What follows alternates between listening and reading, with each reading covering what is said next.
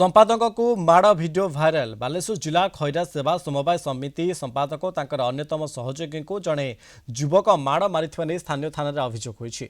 परे परे खैरा पुलिस अभियुक्त नाम एक मामला रुजु करिछि। मंडी धान बिक्री पर नाम पंजीकरण पर अगस्ट 25 शेष दिवस थिला। 24 तारिख में बैंच खुंटा गाँव नरेंद्र परिडा अन्य 2 जन चाषी फाइल पंजीकरण पर देइथिले। 25 तारिख 12टा बेले साइट बंद होइजिबा परे बहु चाषी नाम पंजीकरण होई नथिला, जहाँफल नरेंद्र उत्क्षिप्त होई संपादक और सहयोगी को आक्रमण करिथिबा नै अभियोग होईछि। नरेंद्र मध्य संपादक नाम पालटा अभियोग करिसेंति।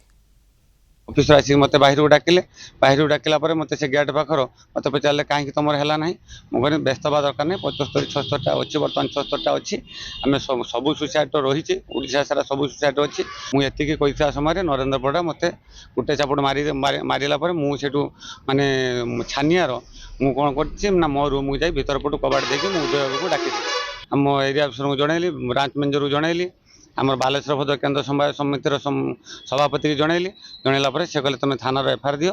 एफआईआर मुझे काली 5टा मुझे देती एपर्त मोर किसी न्याय मुझे पाई ना मुझे जाने ना मुझे मोर कम करी तो माड़ हो सारी माड़ हो सारापर से भितर जाए कबाट देकी मत हूँ डाकिला मु उठिकी बाहर